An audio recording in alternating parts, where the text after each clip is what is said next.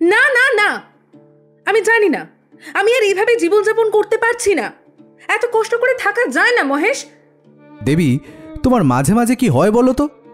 এমনিতে তো তুমি ঠিকই থাকো, হঠাৎ করে যে কি হয়ে যায় তোমার বুঝি না বাবা। বিরক্তির সুরে দেবিকার স্বামী মহেশ চিৎকার করে বলে উঠল, হঠাৎ করে তো নয় মহেশ, এই ছোট্ট ঘরে থাকতেই আমার দম বন্ধ হয়ে আসে। কতবার বলেছি এই বাড়িটা বিক্রি করে চলো একটা বড় কোনো ফ্ল্যাটে চলে যাই, না। আর তাছাড়া তোমার ওই ভাঙাচুরো স্কুটারে আমার আমার একদম বসতে ইচ্ছা করে না। বেশ ঝাঁঝালো সুরে উচ্চস্বরে বলে উঠল দেবিকা, দেখো দেবী, আমি একটা প্রাইভেট কোম্পানিতে চাকরি করি। বিয়ে করার সময় তো আমি তোমাকে কোনো মিথ্যে কথা বলিনি। আমার যা আয় হয় তাতে একটা সংসার স্বচ্ছন্দে চলতে পারে। তুমি তো প্রথম প্রথম বেশ সুখী ছিলে, হাসি খুশি থাকতে, এই স্কুটারেই তুমি আমার সাথে বেড়াতে যেতে। তাহলে আজ হঠাৎ কি হলো তোমার? দেবিকার ঘাড়ে হাত রেখে মহেশ বলল, কিন্তু তৎক্ষণাৎ দেবিকা এক ঝটকায় মহেশের হাতটা সরিয়ে দিয়ে বিরক্তির সুরে বলল, ধুর, সেসব এখন অতীত মহেশ। আমি আর এই জীবনযাপন করতে পারছি না। তুমি ওই সামান্য বেতনের চাকরি ছেড়ে বিজনেস শুরু করো, বুঝলে? একটু বিজনেস করো। আমার স্বপ্ন কোনো দিন পূরণ হবে না তোমার দ্বারা। দেবী, বিজনেস করতে কত টাকা লাগে তুমি জানো? কোথায় পাবো এত টাকা? দেবিকার কথা শুনে মহেশ যেন রীতিমতো হতবাক। সে তার নিজের স্ত্রীকে যেন চিনতেই পারছিল না। তার উপর এতটা তিতি বিরক্ত হওয়ার কারণটাই খুঁজে পাচ্ছিল না মহেশ। আমার কথাটা তুমি মন দিয়ে শোনো। আমার যেটুকু শোনা আছে তা বিক্রি করে একটা সুন্দর বিজনেস শুরু করো, প্লিজ। এসব তুমি কি বলছো দেবী? বিজনেসে লস হলে যেটুকু আছে সেইটুকুও তো হারাবো। তুমি আমার ওপর একটু ভরসা করো, আমি ঠিক সবকিছু ম্যানেজ করে নিতে পারবো। মহেশের কথা শুনে দেবিকা যেন আরো আগুন হয়ে উঠল। ঝাঁঝালো গলায় চিৎকার করে বলল, ম্যানেজ করে নেবে মানে? কি ম্যানেজ করবে তুমি? দেখো মহেশ, আমি কিচ্ছু জানি না। আমার বাড়ি, গাড়ি, গয়না, প্রচুর গয়না, প্রচুর গয়না আমি গড়াতে চাই। নিজেকে এমন একটা জায়গায় নিয়ে যেতে চাই যেন কেউ আমাকে অপমান করার আগে দুবার কেন 10 বার ভাবে। আমি ঠিক করে নিয়েছি, আমি আর এই অভাবের সংসারে থাকতে পারবো না মহেশ, আর পারবো না। কথাগুলো বলতে বলতেই চোখ ছলছল করে উঠল দেবিকার, গলা জড়িয়ে আসছিল তার। ঠিক আছে দেবী, যেটা করলে তুমি খুশি হবে আমি সেটাই করব। তবু আমি তোমার চোখে জল দেখতে পারবো না। এইবার তো একটু হাসো। মহেশ স্মিত হেসে কথাগুলো বলতেই দেবিকাও স্মিত হাসল।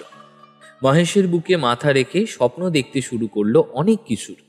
দেবিকার কথা মতো ঘরে অল্প যা গয়না ছিল বিক্রি করে কাপড়ের ব্যবসা শুরু করে মহেশ। প্রাইভেট কোম্পানির চাকরিটাও সে ছেড়ে দিল। কয়েকদিন ব্যবসা ভালো চললেও ধীরে ধীরে মন্দা দেখা দিতে থাকে ব্যবসায়। আর্থিক দিক থেকে একেবারে ভেঙে পড়তে থাকলো মহেশ। টাকার চিন্তায় নেশা করতে শুরু করলো সে। মাঝে মাঝে দেবিকার ওপর ক্ষিপ্ত হয়ে মদ্যপ অবস্থায় মারধর শুরু করলো। বেসরকারি স্কুল থেকে ছাড়িয়ে পাড়া সরকারি স্কুলে ভর্তি করলো ছেলেকে। কিন্তু স্বপ্ন পূরণ যে করতেই হবে, তাই সংসারের হাল ধরতে হলো তাকে। দেবিকা সেই কাপড়ের ব্যাগ নিয়ে বেরিয়ে পড়ল বাড়ি বাড়ি বিক্রি করতে। বেশ কয়েকদিন এইভাবেই চলতে থাকে দেবিকার। হ্যাঁ, সত্যি সাংঘাতিক। হ্যাঁ, ভাবা যায় না শহরের বুকে এমন ঘটনা ঘটতে পারে। কি যে হচ্ছে আজকাল। শেষে কিনা পাড়ায় পুলিশ ঢুকলো। কিন্তু খুনটা হলো কেন? কোনো না কোনো কারণ তো নিশ্চয়ই থাকবে। পুলিশকে কিছু উদ্ধার করতে পেরেছে? এটা যে খুন সেটাই কতটা সত্য তাও তো জানা নেই। অমন ঘরোয়া বউকে কেউ কেনই বা খুন করবে? আত্মহত্যাও তো হতে পারে। কথাটা ভুল বলনি। ফোন করার কোনো কোনো কারণ তো নিশ্চয়ই থাকবে। তাছাড়া এখনো পুলিশ কোনো সূত্রই পায়নি। তবে ভাবতে পারছি না যে আমাদের পাড়াতে এরকম একটা নৃশংস ঘটনা ঘটে যাবে। পাড়ার চায়ের দোকানে কয়েকজন প্রাপ্তবয়স্ক লোকেদের একটা সান্ধ্যকালীন আড্ডা চলছিল। নিজেদের মধ্যে বলাবলি করছিল কোনো একটা বিষয় নিয়ে। সবারই নজর তখন দূরে দাঁড়িয়ে থাকা পুলিশ ভ্যানের দিকে। এদিকে দেবিকা কাপড় নিয়ে ফেরি করতে করতে শান্ত অবসন্ন শরীরে চায়ের দোকানে সামনে রাখা বেঞ্চিটায় গিয়ে বসল। ভানুদা, একটা চা। শাড়ির আঁচল দিয়ে মুখটা মুছতে মুছতেই চোখ গিয়ে পড়ল দূরে দাঁড়িয়ে থাকা পুলিশ ভ্যানের ওপর। হ্যাঁ দিচ্ছি। বলছি দেবী, কাপড় নিয়ে তো বের হচ্ছিস, একটু সাবধানে চলাফেরা করিস, আজকাল যা ঘটছে চারিদিকে। চায়ের গ্লাসটা দেবিকার হাতে দিয়ে কথাটা বলল চায়ের দোকানের ভানু। কেন, কি হয়েছে ভানুদা? আর আমাদের পাড়ায় হঠাৎ পুলিশ ভ্যান? আর বলিস না, ওই যে পাশের পাড়ার ডক্টর দেবাংশুকে চিনিস তো? হ্যাঁ হ্যাঁ, চিনি চিনি। কি হয়েছে? ওই ডাক্তারের বউ গত শনিবার সন্ধ্যায় নাকি বাড়ি থেকে বেরিয়েছিল, সারা রাত আর ফেরেনি। থানায় এফআইআর করে গতকাল সারাদিন খোঁজাখুঁজির পর করলা নদীতে বডি পাওয়া গেছে। 2 দিন পর যাও সন্ধান পাওয়া গেল, তাও আবার মৃতদেহ। কি বলছো ভানুদা? আরে দেখ না, খবরের কাগজে ছবি দিয়েছে। ভানুর কথায় দেবিকা সেই লোকজনের থেকে খবরের কাগজটা নিয়ে দেখতে থাকে। করলা নদীতে নিখোঁজ মহিলার মৃতদেহ উদ্ধার। শিরোনামটা বিড়বিড় করে পড়েই মহিলাটির ছবিটার দিকে তাকালো দেবিকা। আর ঠিক তখনই মনে পড়ে গেল মাসখানেক আগেকার কথা। সেই দিনের কথা দেবিকা আজও ভোলেনি। সেদিন ওর ছেলে রাহুলের জন্মদিন ছিল। পাড়ার কচি কাচাদের নিয়ে ছোট্ট করে একটা অনুষ্ঠান করেছিল সে। ডাক্তার দেবাংশুর ছেলে দেবজিৎ ও রাহুল একই ক্লাসে পড়ে, তাকেও নেমন্তন্ন করেছিল দেবিকা। কিন্তু অনুষ্ঠানে সে আসেনি দেখে দেবিকার ছেলে বায়না জুড়ে দিয়েছিল তার জন্য বাড়িতে কেক আর পায়েস নিয়ে যাবে। দেবিকা বুঝিয়েছিল তার ছেলেকে, কিন্তু তার কোনো কথাই শোনেনি। শোনা বাবা আমার, জেদ করিস না, ওরা বড়লোক মানুষ, আমাদের গরিবের বাড়িতে ওনারা কি আর আসেন? তাই এসব নিয়ে যাওয়ার দরকার নেই, বুঝলি? কেন মা, চল না দেবজিতের জন্য নিয়ে যাই। অত্যাধিক জেদের কাছে হার মানতে হয় দেবিকাকে। রাহুলের হাতে কেক আর পায়েসের বাটি সাজিয়ে দেবজিতের বাড়ির দরজা পর্যন্ত পৌঁছে দিয়ে বলল, আমি বাইরে আছি, তুমি দেবজিৎকে এটা দিয়েই কিন্তু চলে আসবে, কেমন? ঠিক আছে মা। দেবিকা কলিং বেল টিপে দিয়ে বাইরে অপেক্ষা করতে থাকে। কিন্তু কিছুটা সময় পেরিয়ে গেলেও রাহুল না ফেরায় ওদের বাড়ির দরজার সামনে যেতেই উচ্চস্বরে কথা বলার আওয়াজ শুনতে পেল সে। বাবু, তোকে আমি কতবার বলেছি না ওই গরিব ভিখিরি বাচ্চাগুলোর সাথে একদম মিশবি না?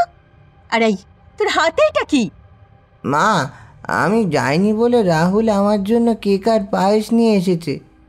দেবজিৎ কথাটা বলেই কেকটা মুখে দিতে যাবে, তখনই ডক্টর দেবাংশুর স্ত্রী ঋতমা তার হাত থেকে কেকটা ছিনিয়ে মেঝেতে ছুঁড়ে ফেলে দেয়, যেটা দেখে রাহুল ফুঁপিয়ে ফুঁপিয়ে কাঁদতে থাকে।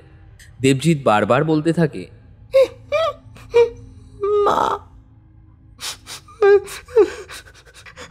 মা, রাহুল খুব ভালো, কেকটাও ভালো ছিল, মা খাই না আমি, মা। কিন্তু ঋতমা কোনো কথা শোনার প্রয়োজন মনে করল না। হাত ধরে টানতে টানতে দেবজিৎকে নিয়ে ঘরে ঢুকেই দড়াম করে বন্ধ করে দিল দরজাটা। দেবিকা দৌড়ে গিয়ে রাহুলকে বুকে জড়িয়ে ধরে কাঁদতে লাগলো। দোকানের শোরগোলে সম্বিত ফিরল তার। চোখটা মুছে নিয়ে খবরের কাগজটা রেখে দিল। তারপর বলল, ভানুদা, চা হলো? এই তো দিচ্ছি।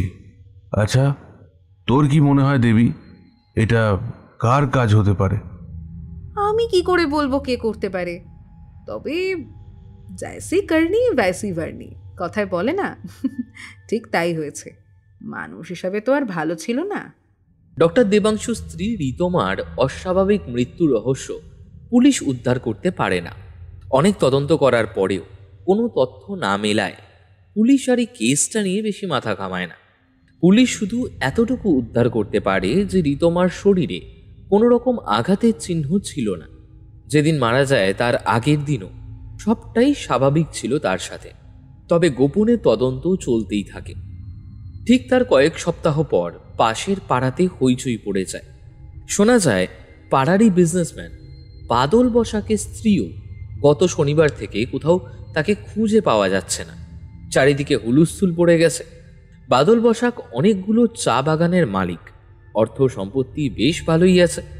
কিন্তু আচমকা তার স্ত্রী গায়েব হওয়ায় তিনি ভেঙে পড়েছেন।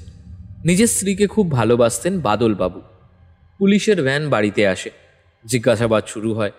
পাড়ার লোকজনকেও জিজ্ঞাসাবাদ করা হয়, কিন্তু কেউ কিচ্ছু বলতে পারে না, কারণ বাদলবাবুর স্ত্রী মৃণালিনী খুব একটা বাড়ির বাইরে বেরোতেন না, আর বের হলেও নিজেদের গাড়ি নিয়েই বের হতেন। কিন্তু গাড়ির ড্রাইভার জানায় যে গতকাল কিছু দূর গিয়ে উনি গাড়ি থেকে নেমে অটো নেন, তাই ড্রাইভার আর কিছু জানে না। বডি পোস্টমর্টম হলে কোনো কিছুই পাওয়া যায় না। পুলিশ কোনো কিছুর কুল কিনারা করতে না পারায় আগের মতনই এই কেসটাও বন্ধ হয়ে যাওয়ার মতোই অবস্থা হয়ে যায়। 1 মাসের মধ্যেই ঘটে যায় আরও একটি খুন, অর্থাৎ 3 খুনের ঘটনা ঘটে গেল, অথচ পুলিশ কোনো কিছুরই কুল কিনারা করতে পারে না। আশ্চর্যজনকভাবে এই 3টে খুনই হয়েছে মহিলার, আর তাদের মৃতদেহগুলো উদ্ধার হয়েছে আশপাশের নদীতেই।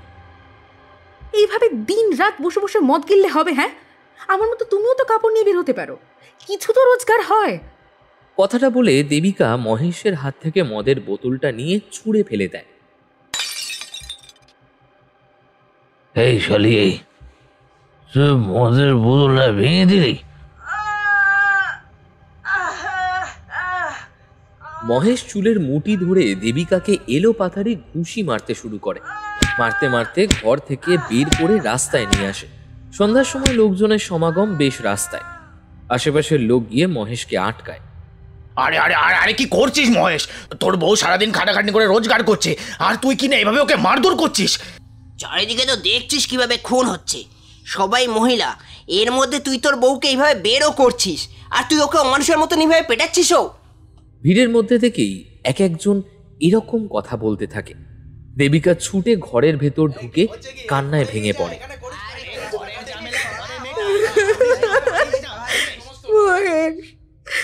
আমাদের দিন আবার ফিরে আসবে, তুমি দেখো। এই দেখো না, আজ যতগুলো কাপড় নিয়ে বেরিয়েছিলাম সব সব বিক্রি হয়ে গেছে। এই দেখো কত টাকা, দেখো না।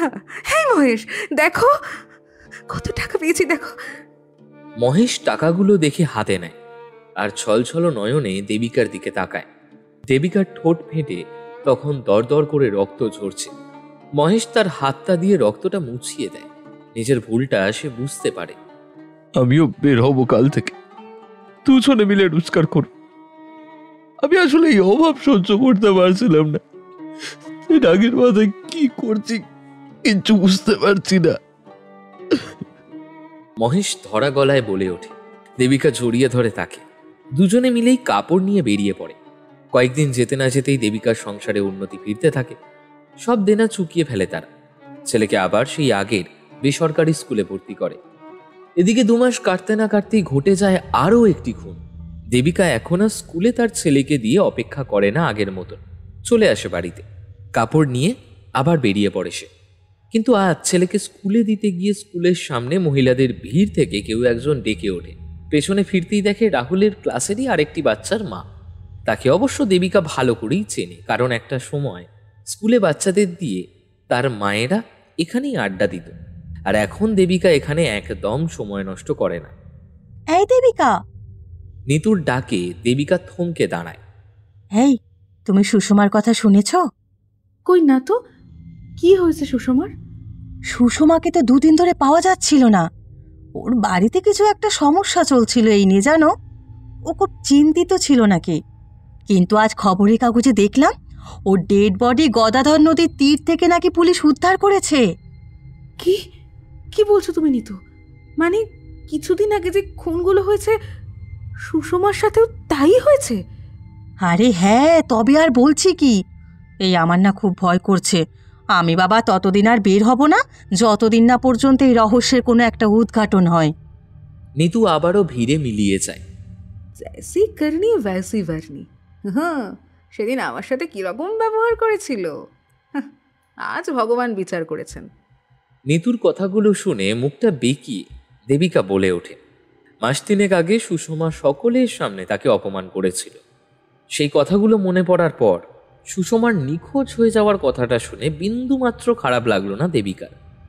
এই সুষমার জন্যই সে তার ছেলেকে বেসরকারি স্কুল থেকে ছাড়িয়ে পাড়ার সরকারি স্কুলে ভর্তি করেছিল। ও মা নিতুদি, তোমার কানের দুলটা তো খুব সুন্দর। কোন জুয়েলার্সের গো? এটা দেবাঞ্জলি জুয়েলার্স থেকে আমার হাজবেন্ড গত বছর ম্যারেজ অ্যানিভার্সারিতে গিফট করেছিল।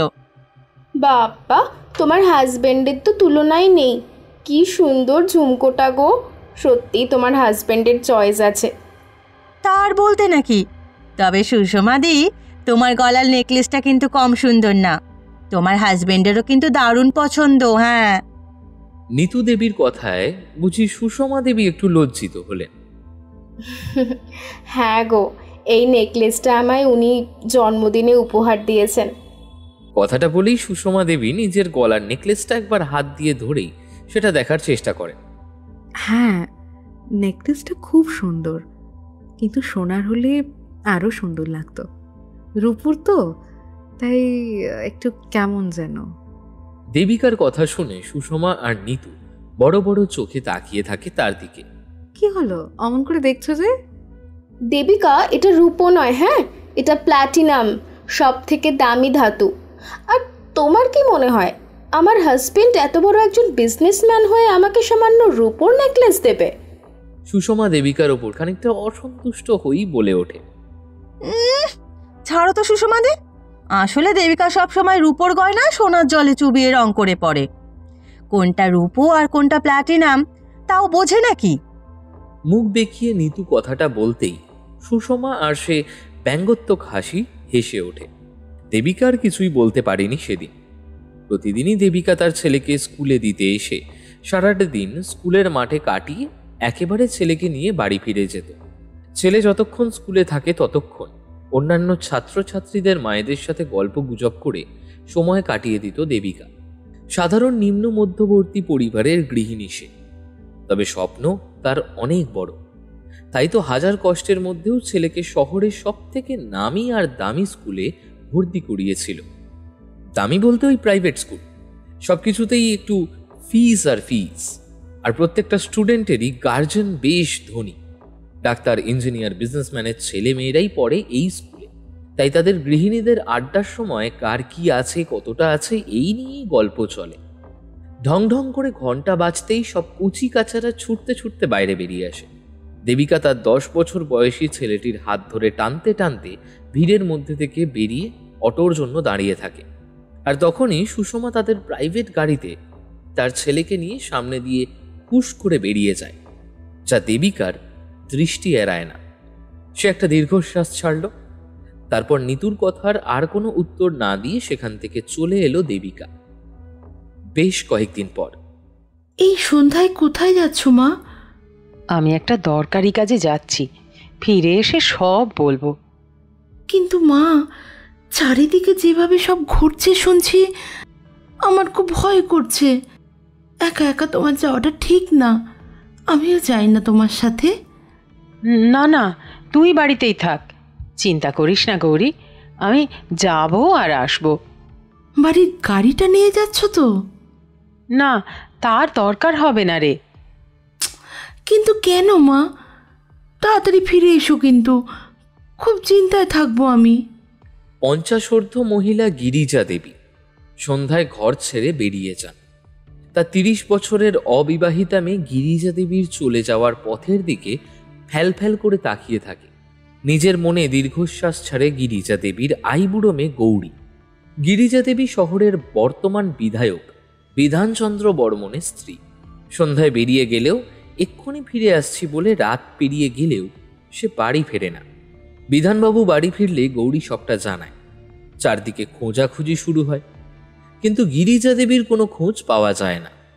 পরদিন থানায় কমপ্লেন করতেই পুলিশ সারা শহর তল্লাশি করে। আর যথারীতি ধরধরা নামে একটি নদীর তীরে কাদা মাটি মাখা অবস্থায় গিরিজা দেবীর মৃতদেহ পাওয়া যায়। সারা শরীরে আঘাতের কোনো রকম চিহ্ন ছিল না। পোস্টমর্টম করার জন্য বডি পাঠানো হয় মর্গে। 2 দিন পেরিয়ে গেলেও এবারও পুলিশ কোনো কুল কিনারা করতে পারে না। ঠিক একই রকমভাবে খুন, বারবার একই কাজের পুনরাবৃত্তি। গিরিজা দেবীর মৃত্যু সংবাদ শুনে কান্নায় ভেঙে পড়ে গৌরী। বিধানবাবু পুলিশের ওপর ক্ষিপ্ত হয়ে ওঠেন। বারবার এই একই রকমভাবে খুন হয়ে যাচ্ছে, আর আপনারা এখনো পর্যন্ত ওই খুনিকে খুঁজে উঠতে পারেননি। আমি বুঝতে পারছি না, ডিপার্টমেন্টের কি সমস্ত বুদ্ধিজীবীরা মারা গেছে নাকি? হ্যাঁ, আপনাদের আমি 1 মাস সময় দিচ্ছি। এর মধ্যে আমার স্ত্রীর মৃত্যুর রহস্য যদি আপনারা উদ্ধার না করতে পারেন, তাহলে আপনারা কিভাবে থানায় থাকেন আমিও দেখে নেব।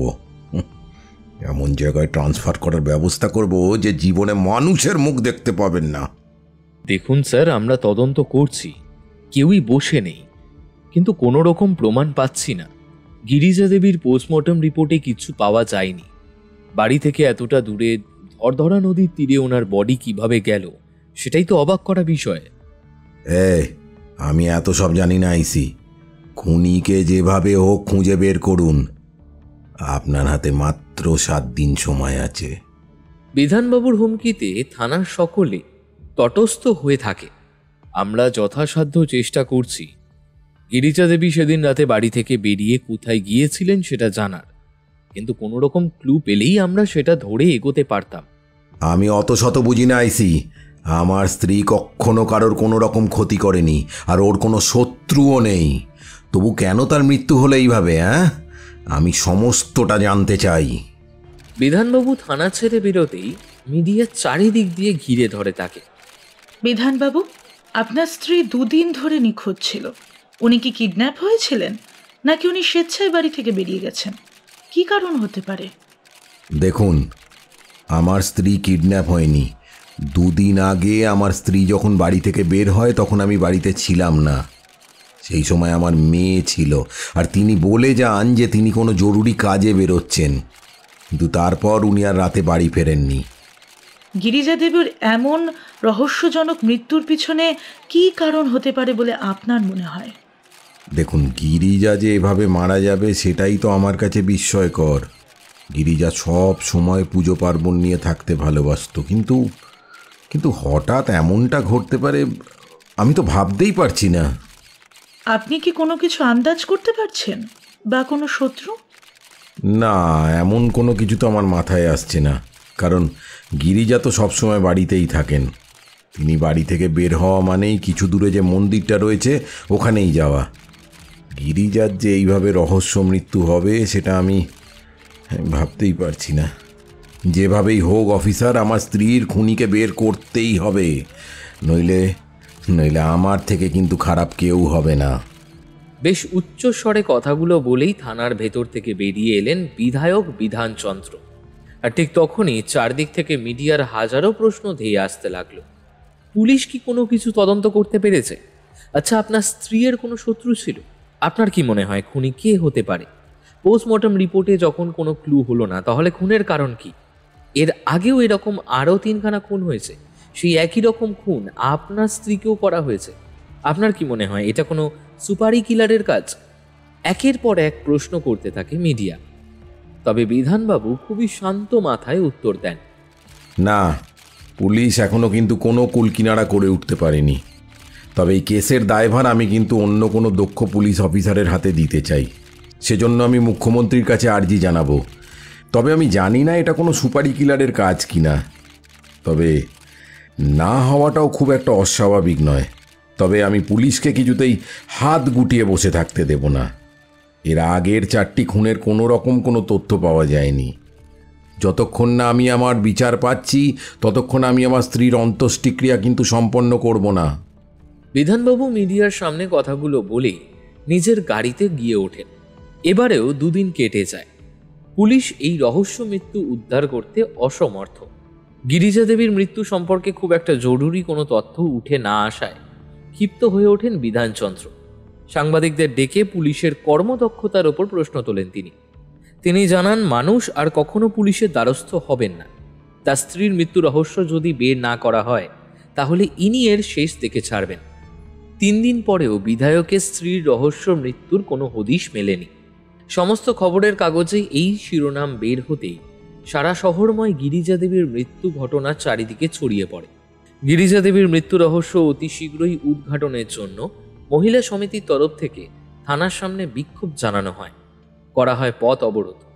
এরপর প্রশাসন নড়ে চড়ে বসে এবং গিরিজা দেবীর মৃত্যু রহস্য উদ্ঘাটন করার জন্য একটি স্পেশাল টিম তৈরি করা হয়। সাথে এই কেসের দায়িত্ব দেওয়া হয় এসিপি জয়ন্ত অধিকারীকে। তিনি অন্য থানায় ছিলেন। কিছুদিন আগেই তিনি জলপাইগুড়ি জেলায় এসিপি হয়ে আসেন। এছাড়া অনেক রহস্যজনক ঘটনার সমাধান করার সুবাদে তিনি পুলিশ মহলে খুবই প্রশংসনীয়। এসিপি জয়ন্ত অধিকারীর কাছে 1 মাস সময় ছিল পুলিশের কর্মদক্ষতা দেখানোর।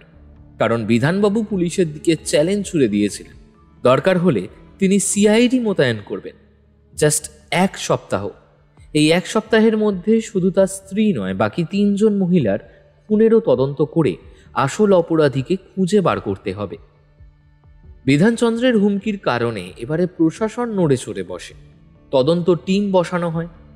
এসিপি জয়ন্ত অধিকারী বলেন, আচ্ছা, গিরিজা দেবীর পোস্টমর্টম রিপোর্টটা একবার বের করুন তো। স্যার, পোস্টমর্টম রিপোর্টে কিন্তু কিছুই ধরা পড়েনি। সেটা কি আদেও কোনো কাজে লাগবে? পোস্টমর্টম কপিটা সামনে এগিয়ে দিয়ে আইসি বিশ্বাস রয় বাবু বলেন, আমি সেটা জানি, আর একবার তবুও দেখতে চাইছি। আর কাজে লাগবে কি লাগবে না সেটা আমাকে বুঝতে দিন প্লিজ। পোস্টমর্টম রিপোর্টটায় আরেকবার চোখ বুলিয়ে নিল জয়ন্ত অধিকারী। আসলে স্যার, গিরিজা দেবীর ঘটনাটার মতনই আগেও 3 জন মহিলার এমনই মৃতদেহ পাওয়া গেছে। আশ্চর্যজনকভাবে তাদের পোস্টমর্টম রিপোর্টেও কিছু পাওয়া যায়নি। তাদের ফাইলগুলোও একবার দেখি। জয়ন্তর কথা শোনা মাত্রই বাকি 4 জনের ফাইলগুলো এগিয়ে দিল একজন কনস্টেবল। এই যে স্যার, ঋতমা সান্যাল, মৃণালিনী বসাক, সুষমা মণ্ডল, এই 3 জন মহিলাই বেশ ধনী পরিবারের। এনারা কোনো বাইরে কাজ করেন না, গৃহবধূ। আশেপাশের লোকেদের সাথেও তেমন পরিচিতি নেই, বন্ধুবান্ধব বলেও তেমন কেউ নেই এদের। তবুও এদের মৃত্যুর পেছনের রহস্যটা কি বোঝা মুশকিল। এদের প্রত্যেকেরই মৃতদেহ নিখোঁজ হওয়ার 2 দিন পর পাওয়া গেছে, তাই না? খুবই গম্ভীর গলায় কথাটা বললেন জয়ন্ত। ফাইলগুলো নেড়ে চেড়ে দেখতে থাকলেন তিনি। আগে হ্যাঁ স্যার, তবে একটা জিনিসের অদ্ভুত মিল আছে। কিরকম? স্যার, এই 5 জন মহিলাই শনিবার রাতে বাড়ি থেকে বের হয়। এরা 3 জন এবং গিরিজা দেবীও মিসিং হওয়ার রাতে লাল পাড় সাদা শাড়ি পরে বেরিয়েছিল, আর তারপরেই তারা মিসিং। আর তাদের মৃতদেহ আমরা উদ্ধার করি কারোর 2 দিন, কারোর 3 দিন পর নদী থেকে। বুঝলাম। আচ্ছা, মৃতদের পরিবারের কাছ থেকে কোনো রকম ছিনতাই বা চুরি যাওয়া কোনো কমপ্লেন এসেছে কি, বা কোনো রকম হুমকির কল? না স্যার, কোনো কিছুই তারা কমপ্লেন জানায়নি।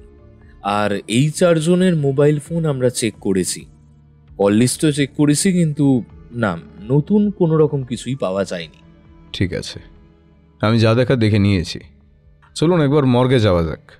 আমি একবার গিরিজা দেবীর বডিটা দেখতে চাই, কারণ না, আগের 3 জনের বডি তো দাহ করে ফেলা হয়েছে। তাই যদি এই 4 জনের খুনি একজনই হয়, তাহলে গিরিজা দেবীর মৃতদেহতে কোনো না কোনো প্রমাণ ঠিকই পাওয়া যাবে।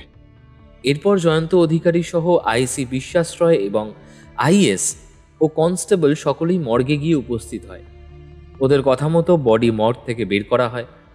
এসিপি জয়ন্ত তার তীক্ষ্ণ দৃষ্টি দিয়ে একবার সমস্ত বডিটা পর্যবেক্ষণ করেন, তারপর গম্ভীর গলায় বলেন, গিরিজা দেবীর সারা শরীরে কোনো রকম আঘাতের চিহ্ন নেই, শরীরে আগে থেকে কোনো রকম রোগ নেই। সুস্থ মানুষ আচমকা কিভাবে মারা যেতে পারে?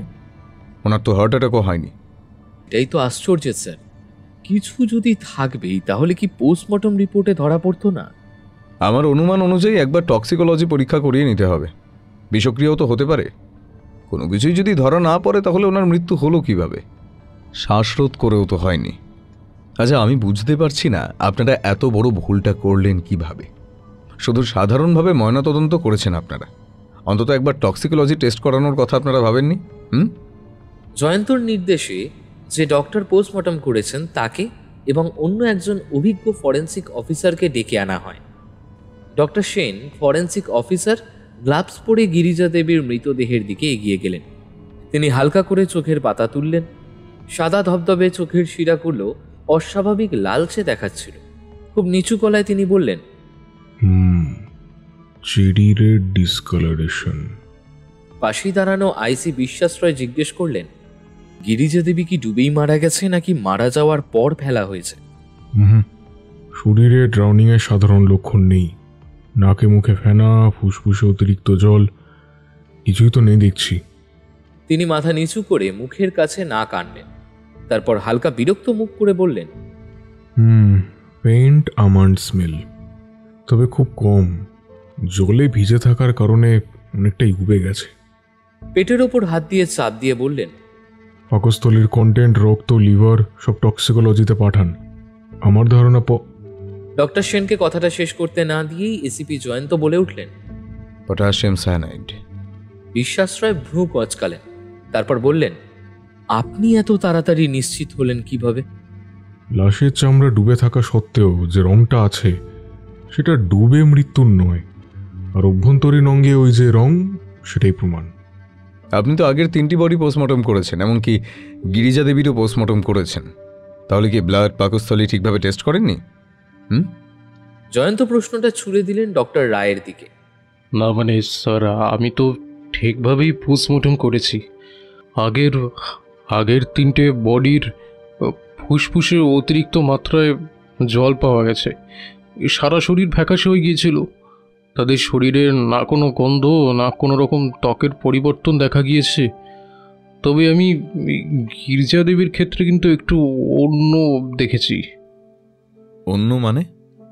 আমি বলছি স্যার, এর আগে 3 জনের মৃতদেহ আমরা তারা মিসিং হওয়ার 2-3 দিন পরে উদ্ধার করি, আর গিরিজা দেবীর ওই মিসিং হওয়ার পরদিনই সকালে উদ্ধার হয়ে যায় দেহটা। হ্যাঁ, তাতেও তো রিপোর্টের বিশেষ কোনো কিছুই উঠে আসেনি। আসলে আমি ভেবেছিলাম এটা বোধহয় একই রকম, তাই খুব একটা বেশি।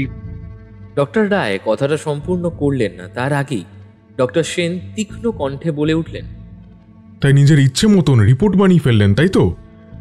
এই যে সারা শরীরে সবুজ সবুজ ভাবটা হয়ে গেছে, সেটা কিসের জন্য হতে পারে ডক্টর রায়? আসলে স্যার মানে বিষক্রিয়ার ফলেও হতে পারে। তাহলে আপনি সেটা পোস্টমর্টম রিপোর্টে উল্লেখ করেননি কেন? দোষী কিন্তু আপনিও হয়ে রইলেন। হ্যাঁ, মানছি আগের বডিগুলো জলে ডুবে থাকার কারণে হয়তো সমস্ত প্রমাণ উধাও হয়ে গেছে, কিন্তু গিরিজা দেবীর ক্ষেত্রে তা হওয়ার নয়। টক্সিলজি টেস্ট করানো হোক। ঠিক আছে স্যার, আমি বডি টক্সিলজি টেস্টের জন্য পাঠিয়ে দিচ্ছি। আমাদের একবার স্পটে যেতে হবে, আমি নিজে একবার সবটা দেখতে চাই। জয়ন্ত কথাটা বলেই মর্গের ঘর থেকে বেরিয়ে এলেন। পুলিশ ভ্যান এসে থামে ধরধরা নদীর তীরে। জয়ন্ত চারপাশটা একবার দেখে নিল। ধরধরা একটি খুবই সরু বর্ষার জলে পুষ্ট নদী। নদীর তীরে পার্থেনিয়াম, জঞ্জাল আর আগাছায় বিস্তৃত। তিনি ধীরে ধীরে নদীর তীর ধরে এগিয়ে যান। মৃতদেহ যেখানে পাওয়া যায় তার আশেপাশে ভালোভাবে নজর দেন। বিশ্বাশ্রয় জয়ন্তকে বললেন, স্যার, গিরিজা দেবীর মৃতদেহ এখানে পাওয়া গেছে। আচ্ছা, মৃতদেহ কিভাবে এত দূর আসতে পারে বলে আপনার মনে হয়? সেটাই তো বুঝতে পারছি না। উনি তো বাড়ি থেকে বেরই হন না, তাহলে 5 দিন আগে সন্ধ্যায় উনি কোথায় গিয়েছিলেন? গিরিজা দেবীর তো আবার ফোনও নেই যে কল লিস্ট চেক করা যাবে। তিনি যদি খুন হয়ে থাকেন তবে ওনার মৃতদেহটা এত দূর পর্যন্ত কে নিয়ে আসতে পারে এবং কিভাবে? স্যার, এটা কি খুনই হয়েছে? কারণ ওনার শরীরে কোনো রকম আঘাতের চিহ্ন নেই। জবরদস্তি করার জন্য তো ওনার শরীরে কোনো আঁচড় পড়তো, সেটাও নেই। কিন্তু মারা তো গেছে, সেটা ওই যে বললাম টক্সিকোলজি টেস্ট করলেই বোঝা যাবে। তবে আমার প্রশ্নটা অন্য জায়গায়। খুবই জটিল কেস স্যার। আর তাছাড়া গিরিজা দেবীকে যদি খুন করা হয় ধরে নিচ্ছি, তবে ওনাকে এই নদীর তীরে কোনো গাড়িতে নিশ্চয়ই আনা হয়েছিল, কিন্তু আশেপাশে কোনো গাড়ির চাকার চিহ্নও নেই। যতই এই কেসটা নিয়ে ভাবি ততই যেন গোলক ধাঁধায় পড়ে যাই। কিন্তু গোলক ধাঁধায় পড়লে তো আর চলবে না আইসি মশাই, আমাদের কেসটা সলভ করতে হবে স্যার। এখানে কোনো গাড়ির চাকার চিহ্ন নেই, গিরিজা দেবীর শরীরের কোনো রকম আঁচড়ের চিহ্ন নেই, তাহলে তো একটা বিষয় পরিষ্কার, গিরিজা দেবী নিজের স্বইচ্ছায় নদীর তীরে এসেছিলেন। মানে আপনি কি বলতে চাইছেন স্যার?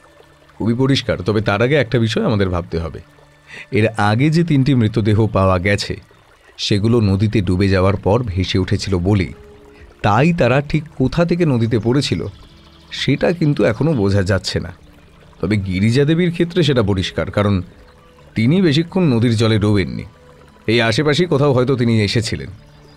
আমাদের একটু আশেপাশেটা ভালো করে দেখতে হবে, কারণ আমার অনুমান বলছে শুধু গিরিজা দেবী নয়, বাকি 3 জনও স্বইচ্ছায় নদীর কাছে এসেছিল। কিন্তু কেন? আচ্ছা বিশ্বাশ্রয় বাবু, আমরা বোধহয় কোনো কিছু মিস করে যাচ্ছি। মিস করে যাচ্ছি? কি বলুন তো? ওই 4 জন মারা যাওয়ার আগে লাল পাড় সাদা শাড়ি পরেছিল, তাই না? হ্যাঁ স্যার, 4 জনই তাই। তার মানে লাল পেরে সাদা শাড়ি সাধারণত কোনো মন্দিরে পুজো দিতে গেলেই পরে থাকে মহিলারা। তোমরা একটা টিম তৈরি করো এক্ষুনি, আর আশেপাশে যত ছোট বড় মন্দির আছে সেখানে গিয়ে খোঁজ নাও প্রতি শনিবার করে রাতে পুজো অর্চনা হয় কিনা। আর একটা কথা, পুলিশ যেন সিভিল ড্রেসে চায়। ঠিক আছে স্যার, আমি এক্ষুনি একটা টিম তৈরি করে প্রত্যেকটা মন্দিরে লোক পাঠাচ্ছি। স্যার, আপনি কি কোনো কিছু আন্দাজ করতে পেরেছেন? এখনও সঠিকভাবে নয়, তবে আমার যতদূর মনে হচ্ছে এটা কোনো মন্দিরের সঙ্গে রিলেটেড। ঠিক আছে, চলো এখান থেকে। আমাদের বিধাননগরের বাড়িতে একবার যেতে হবে। ওকে স্যার, চলুন। বিশ্বাসরায়বাবু, ওই দেখুন, এই নদী থেকে কিছুটা দূরে একটা মন্দির, মনে তো হচ্ছে অনেক পুরনো। চলুন তো সেখানে। কিন্তু স্যার, ওই মন্দিরে তো পুজো হয় না, শিব পার্বতীর মন্দির। ওই বছরে একবারই হয়। আশেপাশের লোকজন কোনোদিন ফুল জল দিয়ে যায়, কোনোদিন দেয় না, মানে এইরকমই। হ্যাঁ, তবুও চলুন না। নদীর তীর থেকে জয়ন্ত ও বিশ্বাসরায় দুজনেই পুলিশের টিম নিয়ে সে মন্দিরের সামনে গিয়ে উপস্থিত হলেন। মন্দিরটাকে ভালো করে পর্যবেক্ষণ করতে লাগলেন তারা। আশেপাশে কাউকেই দেখতে পেলেন না, তবে মন্দিরের ভেতরে একটি ছোট্ট ঘরের কোণে পোড়া বালি দেখতে পেলেন, সাথে কিছু ফল ফুল। কিছু বুঝতে পারছেন বিশ্বাসরায়বাবু? এই যে এখানে বালিগুলো দেখতে পাচ্ছেন, এটাকে ফরেন্সিকে পাঠানোর ব্যবস্থা করুন। দেখে মনে হচ্ছে কয়েকদিন আগে এখানে পুজো হয়েছে, হতে পারে সেটা শনিবার। জয়ন্ত কথাগুলো বলেই মন্দিরটা আরও ভালো করে দেখতে লাগলেন। এরপর পুলিশ ভ্যান সোজা গিয়ে থামে বিধায়ক বিধানচন্দ্র বর্মনের বাড়ির সামনে। বিধানবাবু আর তাদের একমাত্র মেয়ে গৌরীকে জিজ্ঞাসাবাদ করা হয়। আচ্ছা গৌরী, গিরিজা দেবী বাড়ি থেকে বের হওয়ার আগে তো আপনি ওনার সঙ্গে কথা বলেছিলেন, তাই না? হ্যাঁ স্যার, মা আমাকেই বলে যায় যে কিছু জরুরি কাজ আছে, শেষ করে আসছি, কিন্তু কিন্তু আর ফিরে এলো না। আচ্ছা, আপনার কি কিছুই অনুমান হয় না যে গিরিজা দেবী সেদিন সন্ধ্যায় কোথায় যেতে পারে? আগে থেকে কখনো আপনাকে কিছু জানায়নি না? না স্যার, মা কিছুই বলেনি। মা তো মারা যাবার দুদিন আগে কারোর সাথে কথাই বলেনি। কেন, কোনো সমস্যা হয়েছিল কি? আসলে আমার মা আমার বিয়ে নিয়ে খুব চিন্তায় ছিলেন।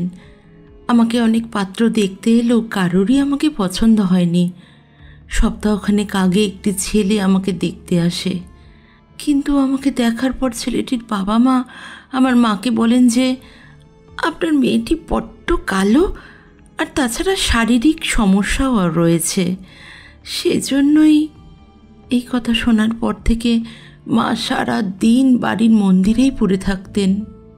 তারপর তারপর তারপর হঠাৎ করেই একদিন বাড়ি থেকে উনি বেরিয়ে গেলেন সেদিন।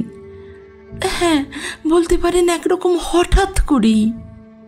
গৌরীর কথাগুলো শুনে জয়ন্ত অধিকারী ঠোঁট কামড়াতে থাকেন। বিধানবাবু, আপনি কিছু বলতে পারবেন? দেখুন, আমি যা বলার আগেই আইসি বিশ্বাসরায়বাবুকে বলেছি। আর আমি সারাদিন বাড়িতে থাকার সময় পাই না, অনেক রাতেই ফিরি। তাই আচমকা এমন একটা ঘটনা আমি নিজেই বিশ্বাস করতে পারছি না। গিরিজা নিখোঁজ হওয়া, ওর অস্বাভাবিক মৃত্যু সম্বন্ধে আমার কাছে কোনোরূপ কোনো তথ্য নেই। ঠিক আছে, তবে জয়ন্ত উঠে দাঁড়ায়, কিছু ভাবতে থাকে, বৈঠক ঘরের চারপাশটা তাকিয়ে দেখতে থাকে। আচমকা গৌরী বলে ওঠে, স্যার, আমি আপনাকে কিছু বলতে চাই। হ্যাঁ বলুন। গৌরী বিধানবাবুর দিকে দৃষ্টি ফেলেন। তিনি বোধহয় কোনো কিছু ইশারা করছিলেন। প্লিজ বাবা, তুমি বিষয়টা চেপে গেলেও আমি আর চুপ করে থাকতে পারবো না। কি হয়েছে, কোনো সমস্যা?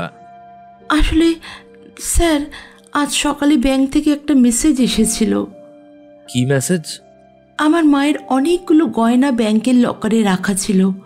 হঠাৎ সকালে মেসেজ এসেছে সেই গয়নাগুলো নাকি মা কয়েকদিন আগেই তুলে ফেলেছিল, আর সেখানে রিকভারি মেসেজ এসেছে। তারপর ব্যাংকে গিয়ে জানতে পারি যে সত্যিই মা নিজে গিয়ে লকার থেকে গয়নাগুলো নিয়ে এসেছিলেন। তবে আমি এখন বাড়ির লকার খুলে দেখি কোনো গয়নাই নেই। গয়নাগুলো কোথায় গেল আমি জানি না। আর মা যেদিন বেরিয়েছিল সেদিন কোনো গয়নাও আমি পড়তে দেখিনি। হোয়াট, কি বলছেন আপনি? মানে বিধানবাবু, এই জরুরি কথাটা আপনি বলতে নিষেধ করেছিলেন কেন? না মানে ওই গয়নাগুলো থাক, আর বলতে হবে না। ওগুলো সব সরকারকে ট্যাক্স ফাঁকি দিয়ে করা হয়েছে নিশ্চয়ই। আর সেই জন্য এত বড় একটা ঘটনা চেপে গেলেন। আপনি জানেন গয়না হারানোটা চুরি বা ছিনতাই কেসের মধ্যে পড়ে? না মানে এই গয়নার বিষয়টা আমি জনসমক্ষে আনতে চাইনি, তাই। কিন্তু বিধানবাবু, গয়না চুরিটাই তো আপনার স্ত্রী গিরিজা দেবীর মৃত্যুর কারণ হতে পারে। তবে একটা কথা কিন্তু আশ্চর্য স্যার, গিরিজা দেবী যে গয়নাগুলো সবসময় পরতেন এই গৌরীর কথা অনুযায়ী, কিন্তু মৃতদেহ উদ্ধারের সময় সে সমস্ত গয়নাগুলো ওনার শরীরেই ছিল। হ্যাঁ স্যার, ঠিকই বলেছেন। মায়ের হাতের বালা, গলার চেইন, কানের ঝুমকো, হাতের আংটি সবই ছিল। তবে ব্যাংকের গয়নাগুলো কোথায় গেল সেটাই তো বুঝতে পারছি না। বিষয়টা তো পরিষ্কার হয়ে গেল। গিরিজা দেবী লকার থেকে গয়নাগুলো এনেছেন। তারপর যেদিন তিনি বেরিয়েছিলেন সেদিন গয়নাগুলো নিয়েই গিয়েছিলেন। গয়নাগুলো ছিনতাই করার জন্যই ওনার মৃত্যু হয়েছে। হ্যাঁ, সেটাই কারণ হতে পারে, কিন্তু ওনার যে এত গয়না আছে সেটা কে জানতে পারে? আর ওনার মৃত্যুটাই বা কি করে হলো? আর সেদিন তিনি কার কাছে যাচ্ছিলেন এত গয়না নিয়ে? অনেকগুলো প্রশ্ন মাথায় ঘুরছে স্যার। আমাদের এই মুহূর্তে তো যা জিজ্ঞাসা করার তা হয়ে গেছে, তবে আমাদের আরও কিছু প্রশ্ন করার থাকলে আমরা কিন্তু আবার আসব। আর আপনাদের যদি কিছু মনে পড়ে তাহলে আমাদের ফোন করে জানাবেন। জয়ন্ত কথাগুলো বলেই দাঁত দিয়ে ঠোঁট কামড়াতে থাকেন। হ্যাঁ স্যার, আমাদের এখন বেরোনো দরকার। আর হ্যাঁ বিধানবাবু, মৃত্যু রহস্য উদ্ঘাটন না হওয়া পর্যন্ত আপনি শহর ছেড়ে কোথাও যাবেন না।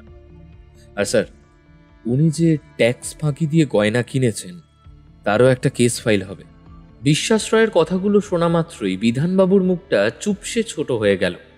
এসিপি জয়ন্ত ও আইসি বিশ্বাস রয় বিধানবাবুর বাড়ি থেকে বেরিয়ে এলেন। স্যার, এই টেক্সোলজি রিপোর্ট আসতে অন্তত 2 দিন তো সময় লাগবে। এই 2 দিন তাহলে কি কেসটা? বিশ্বাস রায় কথাগুলো বলতেই থামিয়ে দিলেন জয়ন্ত। তাহলে আবার কি, কাজের কি শেষ আছে?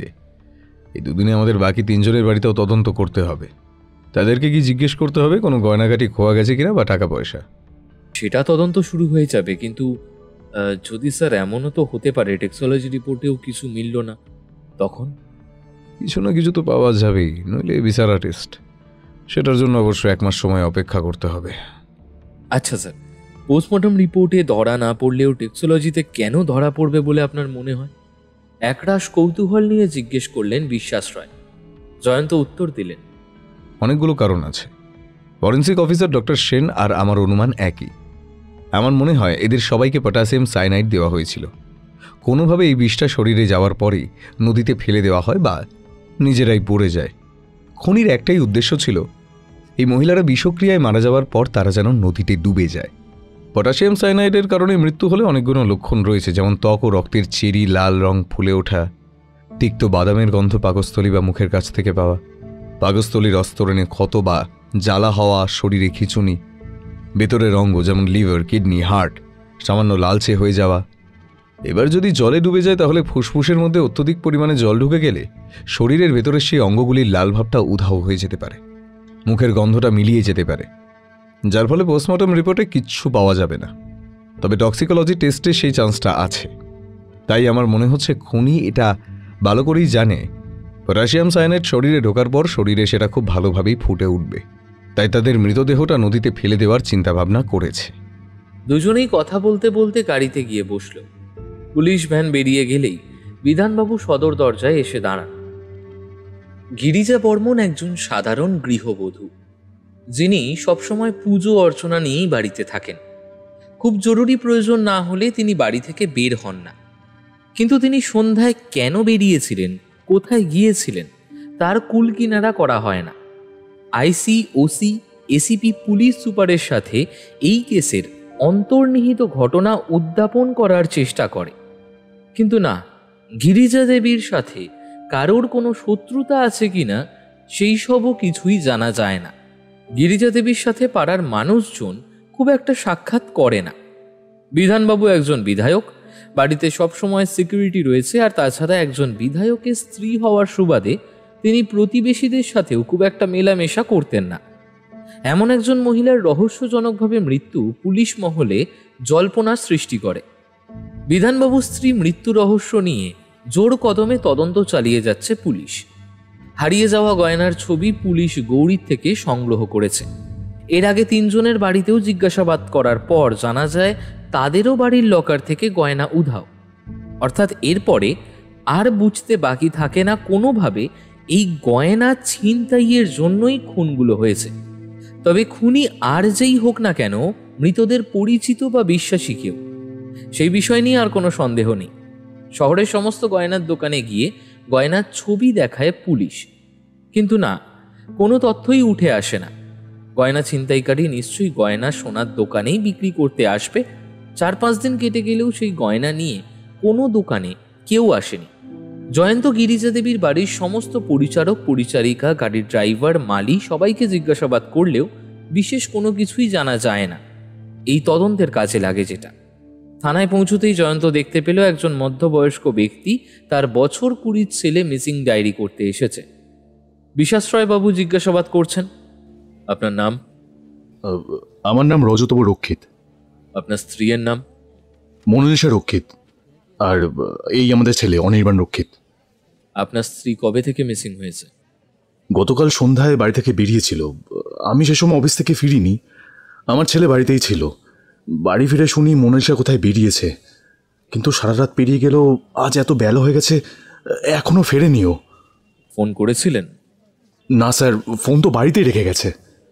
আচ্ছা অনির্বাণ, তোমার মা যখন বাড়ি থেকে বের হয় তখন কি তোমার মন খারাপ ছিল? জয়ন্ত কেবিনে ঢুকেই কথাটা জিজ্ঞেস করে। আসলে স্যার, মায়ের তো অনেক দিন থেকেই মন খারাপ। কেন, কি হয়েছে? আমার খুব শরীর খারাপ, অনেক ডাক্তার দেখিয়েছি, কিন্তু কোনো রিপোর্টেই কিছু ধরা পড়ছে না। তাই মা সবসময় আমাকে নিয়েই চিন্তা করে। আচ্ছা, তা সন্ধ্যায় যখন বেরিয়ে গিয়েছিল তখন আর কিছু বলেনি? হ্যাঁ স্যার, বলেছে তো। শুধু বলেছে একটা খুব জরুরি কাজ আছে, খুব তাড়াতাড়ি ফিরবো। তাই নাকি? অবাক হয় জয়ন্ত। বিশ্বাসরয়বাবুও বিস্মিত হয়ে ওঠেন। আচ্ছা রজতবাবু বাবু, আপনার স্ত্রী এমনিতে কেমন স্বভাবের? মানে বাড়িতেই থাকেন নাকি কোনো কাজ করেন? কার সঙ্গে মেলামেশা করেন? পারিবারিক অন্য কোনো ঝামেলা? না স্যার, কোনো পারিবারিক ঝামেলা নেই। ও খুবই নম্র স্বভাবের, ছেলেকে নিয়ে সবসময় চিন্তা করে, আর মাঝখানে বিভিন্ন বিভিন্ন মন্দিরে গিয়েও পূজা দিয়ে এসছে। ঠিক আছে, আমরা মোনালিসাকে খোঁজার চেষ্টা করছি। আর হ্যাঁ, আপনারা শহরের বাইরে যাবেন না। আচ্ছা ঠিক আছে স্যার। রজতাবু রক্ষিত আর অনির্বাণ বেরিয়ে যেতেই বিশ্বাসরয়বাবু বলে ওঠেন, একই রকম ঘটনা এটাও। হ্যাঁ, এখন মোনালিসা বেঁচে আছে না মৃত সেটা আমাদের খুঁজে বের করতে হবে।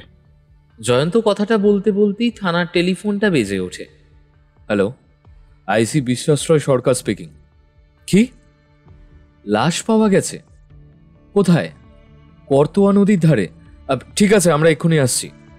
পুলিশ ভ্যানে নিয়ে করতোয়া নদীর তীরে হাজির হয় জয়ন্ত ও বিশ্বাসরয়বাবু।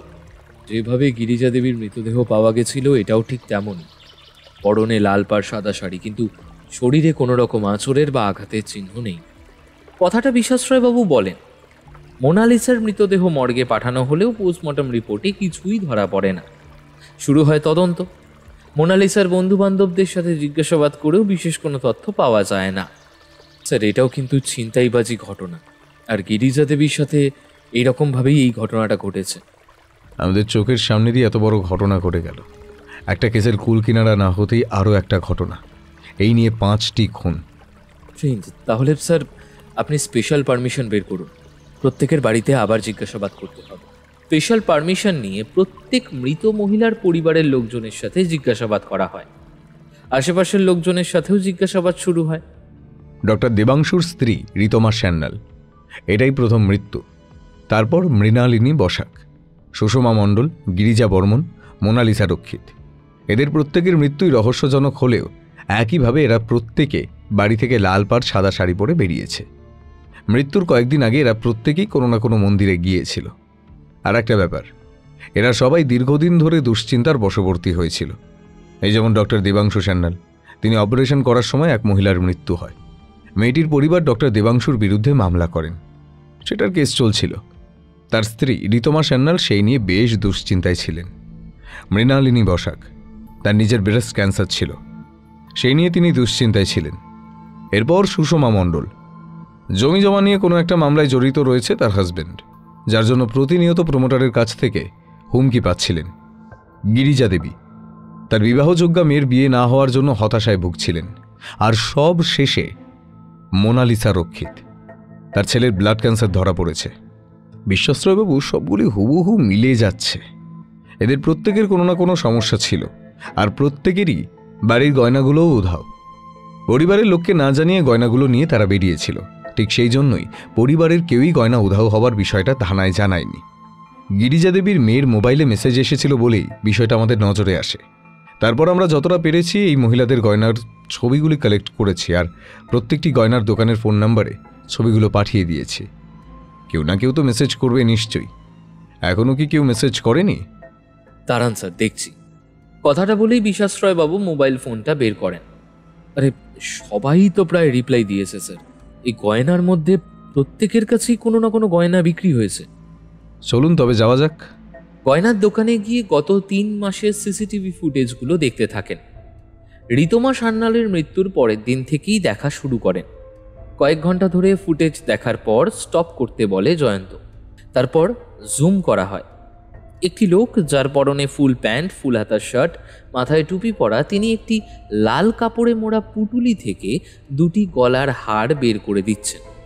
সে হাড়ে জুম করতেই মোবাইলের সমস্ত গয়নার ছবির সাথে একটা হাড় মিলে যায়।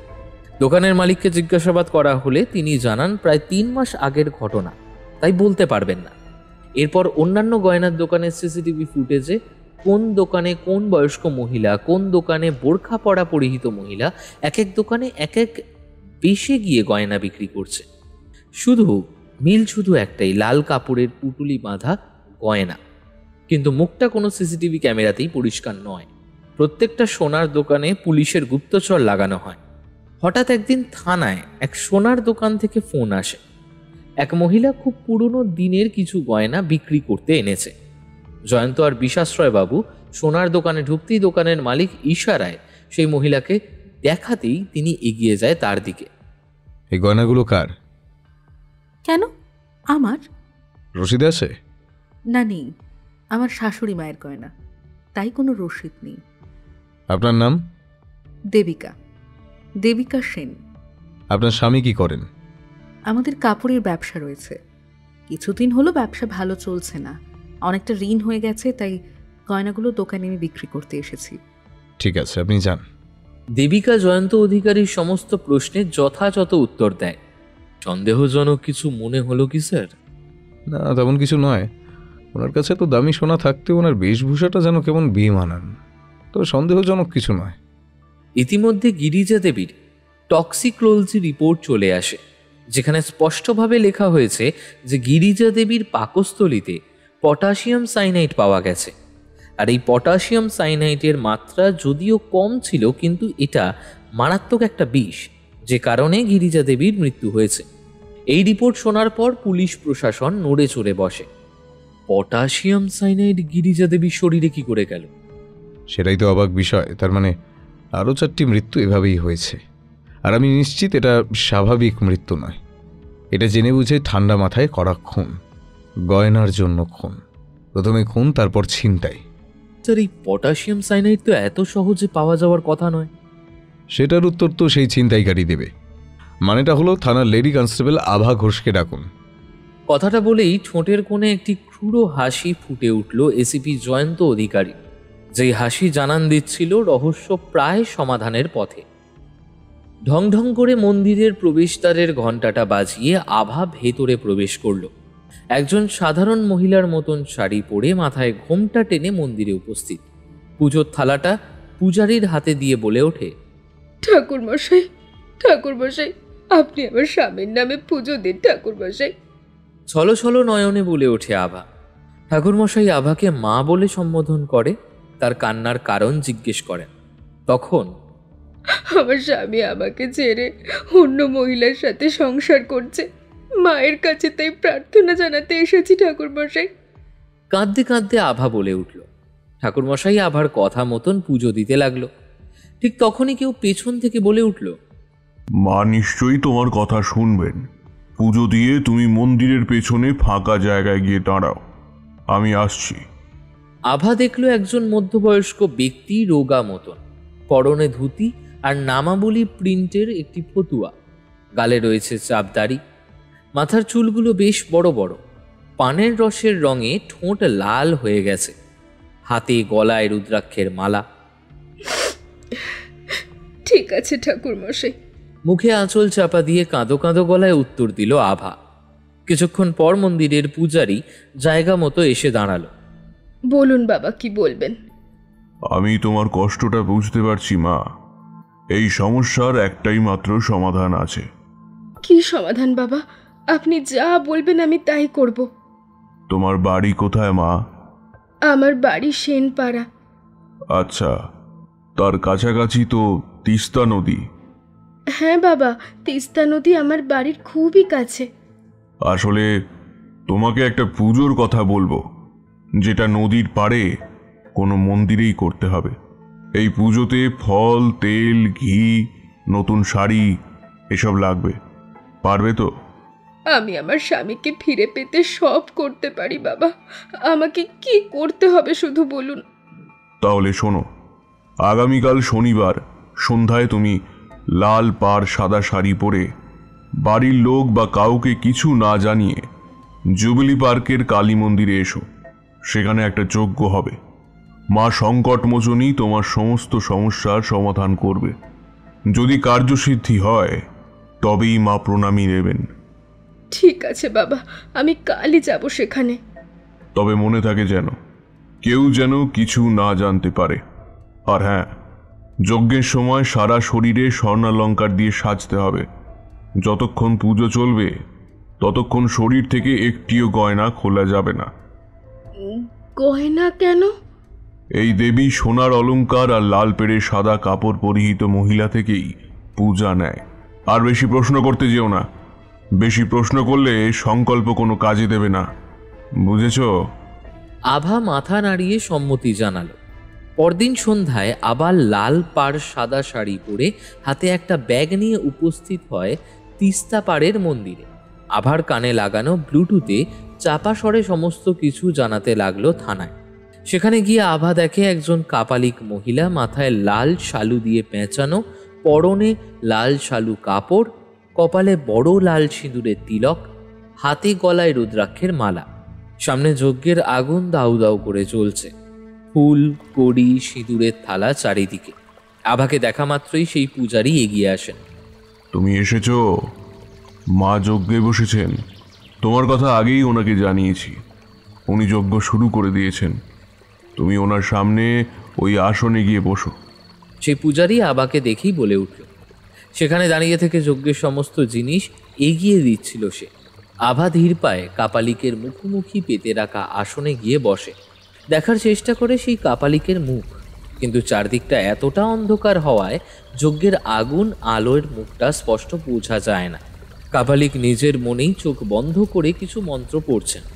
হাতের মুঠোয় রাখা কিছু মিশ্রণ যজ্ঞের আগুনে দিতেই আগুন দাউ দাউ করে জ্বলতে থাকে। দীর্ঘক্ষণ বসে থাকার পর সেই কাপালিকা একটু চরণামৃত তামার ছোট পাত্রে এগিয়ে দেয়। স্বর্ণালঙ্কার এনেছিস? গম্ভীর গলায় কথাটা বলে সামনে বসে থাকা কাপালিক। হ্যাঁ এনেছি। পরে ফেল এক্ষুনি। সে কাপালিকের নির্দেশ মতো সারা শরীরে গয়নাগুলো পরে ফেললো আভা। এরকম দীর্ঘক্ষণ ধরে চলতে লাগলো যজ্ঞ আহুতি। 2 ঘন্টা ধরে চলতে লাগলো পুজো অর্চনা। রাত তখন 9টা। চিন্তা করিস না মা, তোর মনের কষ্ট খুব তাড়াতাড়ি মিটে যাবে। পুজো খুব ভালো হয়েছে, মা সন্তুষ্ট হয়েছেন। এই নে ধর মায়ের চরণামৃত। এই যে এখানে রাখা প্রদীপ, ওটা জ্বালিয়ে ধীরে ধীরে নদীর মাঝখানে গিয়ে ভাসিয়ে দিবি। তারপর ওই চরণামৃতটা নদীর মাঝখানে দাঁড়িয়েই মায়ের উদ্দেশ্যে উৎসর্গ করে খেয়ে নিবি, বুঝলি? তবে জলে নামার আগে সমস্ত গয়না খুলে তোর ব্যাগের মধ্যে রাখিস। চিন্তা নেই, তোর সমস্ত গয়না মা স্বয়ং রক্ষা করবেন। কাপালিক কথাটা বলেই প্রদীপ ও একটি তামার পাত্র এগিয়ে দিল। আভা এক হাতে তামার পাত্রটি ও অন্য হাতে প্রদীপ নিয়ে উঠে দাঁড়ালো। মনে রাখিস, নদীতে নেমে চরণামৃত গ্রহণ না করা পর্যন্ত কিন্তু পিছনে ফিরে দেখা যায় না। পিছনে ফিরে তাকালেই কিন্তু সমস্ত সাধনা, এতদিনের ইচ্ছা, পুজো সব নষ্ট হয়ে যাবে। আভা কোনো উত্তর দিল না, শুধু মাথা নাড়িয়ে সম্মতি জানালো। সেখানে যা কিছু হচ্ছে সবটাই শুনতে ও দেখতে পাচ্ছিল এসিপি জয়ন্ত সহ পুলিশ ডিপার্টমেন্টের সবাই। কারণ আভার গলার লকেটে লাগানো রয়েছে এক গোপন ক্যামেরা। মিস আভা, তুমি কিন্তু কোনো মতেই চরণামৃত মুখে ছোঁয়াবে না, কারণ পটাশিয়াম সায়ানাইড ওতেই আছে। ধীরে ধীরে নদীর দিকে এগিয়ে গেল আভা। নদীর সামনে যেতেই সেই পূজারী আভার হাতের থেকে প্রদীপ ও চরণামৃতের পাত্রটা ধরে দাঁড়ালো। আভা ধীরে ধীরে তার শরীরের সমস্ত গয়না খুলে নদীর তীরে ব্যাগটার মধ্যে ভরে রাখলো। তারপর প্রদীপ আর তামার পাত্রটা নিয়ে ধীরে ধীরে নদীর দিকে এগিয়ে যেতে লাগলো। মনে রেখো মা, পেছন ফিরে কিন্তু একদম তাকাবে না। আমি এখানেই তোমার জন্য অপেক্ষা করছি। এদিকে পেছন ফিরতে আভা চাপা গলায় বলতে থাকলো, স্যার আপনারা কোথায়? ওরা কিন্তু এক্ষুনি পালিয়ে যাবে। এই মুহূর্তে ধরতে না পারলে ওরা কিন্তু ফসকে যাবে। তুমি চিন্তা করো না আভা, আমাদের টিম ওই মন্দিরের চারপাশটা ঘিরে ফেলেছে ইতিমধ্যে। তুমি যেভাবেই হোক নদী থেকে উঠে এসো এক্ষুনি। এসিপি জয়ন্ত অধিকারীর কথাটা শোনা মাত্রই আভা প্রদীপটা নদীতে ভাসিয়ে দিয়ে চরণামৃতটা খাবার অভিনয় করতে লাগলো। তারপর অজ্ঞান হয়ে যাওয়ার অভিনয় করে নদীতে পড়ে গেল। আভা কিছুক্ষণ পড়ে থাকে সেখানে। সে কাপালিকার পূজারী লোকটা নদীর তীরে দাঁড়িয়ে থাকে কিছুক্ষণ। তারপর তারা দুজনেই সেই গয়নার ব্যাগটা নিয়ে আনন্দে উল্লাসে লাফাতে থাকে। গয়নার ব্যাগটা নিয়ে সেখান থেকে দৌড়ে পালাতেই যাবে, ঠিক তখনই শূন্যে গুলি ছোড়ার শব্দে চমকে উঠল দুজনে। ভুল করেও পালানোর চেষ্টা করিস না, নইলে পরের গুলিটা কিন্তু তোদের বুক একেবারে ঝাঁঝরা করে দেবে। কনস্টেবল আভা বন্দুক উঁচিয়ে উচ্চস্বরে বলে উঠল। দুজনেই থমকে দাঁড়ালো। ধীরে ধীরে পেছনে ফিরে দেখল কিছুক্ষণ আগে জলে ডুবে যাওয়া মহিলাটি ধীরে ধীরে এগিয়ে আসছে তাদের দিকে। আরে, এ তো মরেনি, বেঁচে আছে। সে কি করে সম্ভব? কাপালিকাও আঁতকে উঠল। আর ঠিক তখনই আভা উঠে দাঁড়িয়ে কাপালিকের হাত ধরে হ্যাঁচকা টান দিয়ে সজোরে গালে থাপ্পড় কষিয়ে দিতেই সে মাটিতে হুমড়ি খেয়ে পড়ে গেল। সেই পূজারী লোকটি অবস্থা বেগতিক দেখে দৌড়ে পালাতে যায়, কিন্তু পারে না। ততক্ষণে জয়ন্ত আর বিশ্বাশ্রয়বাবু হাজির হয়েছে। চারিদিকে পুলিশ ঘিরে ফেলেছে তাদের। কিন্তু সেই পূজারী লোকটিকে আটকাতে গেলে তার মাথায় লাগানো নকল চুলটা খুলে বিশ্বাশ্রয়ের হাতে চলে আসে। তৎক্ষণাৎ সকলের সামনে খুলে পড়ে সেই পূজারীর আসল রূপ। আরে, এ তো সেই চায়ের দোকানদার না? হ্যাঁ স্যার, এটা তো ওই পাড়ার চায়ের দোকানি রিতম সান্যাল যেই পাড়াতে থাকতো সেখানকার। নাম একটা ভানু। হ্যাঁ, এই তোর নাম ভানু না? রীতিমতন ধমকে উঠল বিশ্বাশ্রয়। আগে আগে হ্যাঁ স্যার। মিস আভা। Yes sir. এই সংকটমোচন বাবাকে মাটি থেকে তুলুন, ওনার মুখটা দেখি, দেখো যদি আমাদের সংকট কিছুটা মোচন হয়। জয়ন্তের কথায় আভা সেই কাপালিককে টেনে তুলতেই তারও নকল চুল, নকল চাপদারি খুলে আসে। স্যার, এ তো সংকটমোচন বাবা নয়, সংকটমোচন মা। ব্যঙ্গাত্মক হাসি দিয়ে উচ্চস্বরে বলে উঠল আভা। বিশ্বাশ্রয় বাবু আর জয়ন্ত বিস্মিত হয়ে একসাথে বলে উঠল, দেবিকা? দেবিকাকে লকআপে নিয়ে আসা হয়। বিশ্বাশ্রয় আর আভা দেবিকার দুপাশে বসে রয়েছে। সামনের টেবিলে এক গ্লাস জল রাখা। এদিকে এসিপি জয়ন্ত অধিকারী। জয়ন্ত অধিকারী প্রথম প্রশ্ন করেন। প্রথম প্রশ্ন, পটাশিয়াম সায়ানাইড পেলেন কিভাবে? দেবাঞ্জলি জুয়েলার্সের মালিকের থেকে। মাথা নিচু করে দেবিকা উত্তর দেয়, বাড়ি থেকে কিভাবে সংগ্রহ করলেন? আমি কাপড় বিক্রি করতে গিয়েছিলাম। দেবাঞ্জলি জুয়েলার্সের যে মালিক, ওনার বাড়িতেই গিয়েছিলাম। আর তখনই সেই মালিক আর তার বাড়ির এক পরিচারককে খুব বকাঝকা করছিল, এমনকি কাজ থেকে ছাড়িয়ে দেওয়ার কথাও বলে। পরে দেখি ওই ছেলেটি আর কেউ নয়, আমাদের চায়ের দোকানের ভানু, মানে ভানুদা। ভানুদা সোনার দোকানে কাজ করে, অবসরে আমাদের পাড়ায় চায়ের দোকান দেয়। ভানুদাকে জিজ্ঞাসা করায় জানতে পারি ওর বাড়িতে খুব অভাব, ভীষণ অশান্তি চলছে। তাই সে পটাশিয়াম সায়ানাইডের একটা শিশি চুরি করতে চেয়েছিল আত্মহত্যা করবে বলে। আর সেই কারণেই মালিকের হাতে ধরা পড়ায় মালিক ওকে বকাবকি করছে। তারপর ওকে আমি বলি ও যদি আমাকে পটাশিয়াম সায়ানাইডের ব্যবস্থা করে দেয় তবে আমি ওকে অনেক টাকা দেব। আরও রাজি হয়ে যায়। এতগুলো খুন করার কারণ কি? জৈসে করনি वैसी भरनी। ওরা মানুষ ছিল না, ওরা ছিল অহংকারী। গরিবদের মানুষ বলে মনে করে না ওরা। তার সঙ্গে খুনের কি সম্পর্ক? আমার স্বপ্ন আমার বাড়ি হবে, আমার গাড়ি হবে, গা ভর্তি থাকবে গয়নায়, কিন্তু আমার তো স্বামীর রোজগার নেই। তাই নিজের স্বপ্ন নিজেই পূরণ করতে নেমে পড়েছি। আর তার জন্য খুন করতে হলো? হ্যাঁ, করতে হলো। শুধু স্বপ্নপূরণ তো নয়, ওরা আমার সাথে কুকুর ছাগলের মতন ব্যবহার করেছে, মানুষকে মানুষ বলে গণ্য করে না।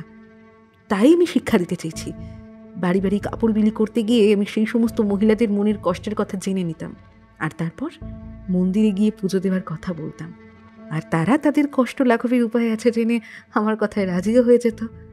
আর তোমার কথা মতো তারা মন্দিরে এলে ভানুকে পূজারি সাজিয়ে দিয়ে বাকি কাজটা করতে। আচ্ছা, গয়নাগুলো বিক্রি করতে কারা যেত? আমি গিয়েছি, বিভিন্ন রকম সাজ নিয়ে গিয়েছি। শুধুমাত্র সুখ স্বাচ্ছন্দ্য ভোগ করার জন্য এতগুলো মানুষকে খুন করে ফেললেন। এখন তো আপনার ঠিকানা কোথায় হবে বলুন তো? জেলখানায়, এমনকি ফাঁসিও হতে পারে। শুধু নিজের সুখ স্বাচ্ছন্দ্য ভোগ করার জন্য তো নয়, আমার সংসার চলছিল না, তাই বাধ্য হয়ে গিরিজা দেবীর বাড়িতে কাজের জন্য গিয়েছিলাম। কয়েকদিন কাজও করেছি। একদিন হঠাৎ করেই গিরিজার বাড়িতে রান্না করতে গিয়ে কিছু চিনেমাটির বাসন ভেঙে ফেলেছি, হাত থেকে পড়ে গেছে, ইচ্ছে করে করিনি জানেন তো। সেদিন ওনাদের বাড়িতে ওনার মেয়েকে দেখতে এসেছিল, একগাদা লোকের সামনে আমাকে ছোট লোক, ভিখিরি এসব বলে ভীষণ বিশ্রী ভাষায় গালিগালাজ করে। তাই বলে এই অপমানের জন্য খুন করে ফেলতে হলো? হ্যাঁ, হলো। আর বাকিরা কি করেছিল? এই মোনালিসা রক্ষিত, সে কি করেছে? মোনালিসা রক্ষিত, সুষমা মণ্ডল, ঋতমা সান্যাল, এরা সবাই এক একটা অমানুষ, তাই ওদের উচিত শিক্ষা দিয়েছি। এরা সমাজের এক একটা জঞ্জাল, তাই সরিয়ে ফেলেছি, একেবারে সরিয়ে ফেলেছি। আচ্ছা, নিজের এই অপরাধের সঙ্গে শুধু শুধু বেচারা ভানুকে কেন জড়ালে? ভানুদা জীবনে অনেক কষ্ট করেছে, তাই আমি বলেছি আমাকে সাহায্য করলে তার আর কোনো কষ্টের দিন থাকবে না। গয়না বিক্রি করে ভানুদাকেও আমি ভাগ দিয়েছি, তবে যা করেছি বেশ করেছি। আমার ছেলে, আমার স্বামী, আমরা ভালো থাকার জন্য করেছি, ব্যাস। কিন্তু তোমার কি মনে হয় তোমার এই অন্যায়ের পাশে তোমার স্বামী আর তোমার ছেলে থাকবে? নিশ্চয়ই থাকবে, কেন থাকবে না? আমি তো তাদের জন্যই এসব করছি। না দেবিকা, তোমার অন্যায়ের পাশে আমি বা আমাদের ছেলে কেউই নেই। আমি তো ভেবেছিলাম তুমি কাপড়ের ব্যবসা করেই রোজগার করছো। আমাদের সংসারটা তো বেশ সুখেই ছিল দেবিকা, কিন্তু তোমার এই অত্যাধিক চাহিদাই তোমাকে অন্যায়ের পথে যেতে বাধ্য করেছে। এই অন্যায় করার সাথে তার শাস্তিও তোমাকে পেতেই হবে। আচমকাই দেবিকার স্বামী মহেশ সেখানে উপস্থিত হয়। গলাটা জড়িয়ে আসছিল তার, তবুও একরকম বাধ্য হয়ে কথাগুলো বলে উঠল সে। মহেশ, মহেশ, এসব কি বলছো তুমি? আমি তো আমাদের সুখের জন্যই। কান্না জড়ানো গলায় কথাগুলো বলতে থাকে দেবিকা। মহেশকে সেখানে রেখেই বিষাশ্রয়ে জয়ন্ত অধিকারী ও আভা ঘর ছেড়ে বাইরে বেরিয়ে আসে। স্যার, আমার একটা প্রশ্ন জিজ্ঞাসা করার ছিল আপনাকে। আপনি কি করে বুঝলেন যে মন্দিরে গেলেই এই সমস্যার সমাধান হবে? খুবই সহজ। প্রত্যেকটি মহিলার লালপাড় সাদা শাড়ি পরে বের হয়ে যাওয়া, প্রত্যেকটি মহিলার নির্দিষ্ট একটি মন্দিরে গিয়ে পুজো দেওয়া, তারপর যেখানে গিরিজা দেবীর মৃতদেহ পাওয়া যায় তা থেকে কিছুটা দূরে যে মন্দিরটাই আমরা গিয়েছিলাম, খোঁজ নিয়ে জানা যায় সেই মন্দিরে বছরে একবার পুজো হয়, তারপর আর সেখানে কেউ আসে না। কিন্তু সেখানে গিয়ে দেখলাম কিছুদিন আগেই পুজো হয়েছে। ওখান থেকে যে বালিটা আমি সংগ্রহ করে ফরেন থেকে পাঠিয়েছিলাম তাতে ঘি, মধু, কলা এই সমস্ত কিছু পাওয়া যায়। এর থেকেই পরিষ্কার হয় যে সেখানে কোনো যজ্ঞ হয়েছিল। তবে হ্যাঁ, একটা বিষয় আমার সন্দেহ ছিল যে কোন মন্দিরে গেলে এদেরকে ধরা যাবে সেটা জানা ছিল না, কিন্তু প্রথমবারের নিশানায় যে লেগে যাবে এটা সত্যি মিরাকেল। এক নিঃশ্বাসে কথাগুলো বলে গেলেন এসিপি জয়ন্ত অধিকারী। সত্যি স্যার, আপনার কোনো তুলনাই নেই। আমরা তো সবটাই পোস্টমর্টেমের ওপর ছেড়ে দিয়েছিলাম, আর সেজন্যই কোনো রহস্যের কুলকিনারা করতে পারছিলাম না। এদিকে তাদের থেকেও তো কোনো রকম ছিনতাই বা চুরির রিপোর্ট কিছুই ছিল না। যাই হোক, রহস্য উদ্ঘাটন হয়ে গেছে। বিশ্বাস রায় বাবু, এবার এক কাপ চা খাওয়াবেন নাকি?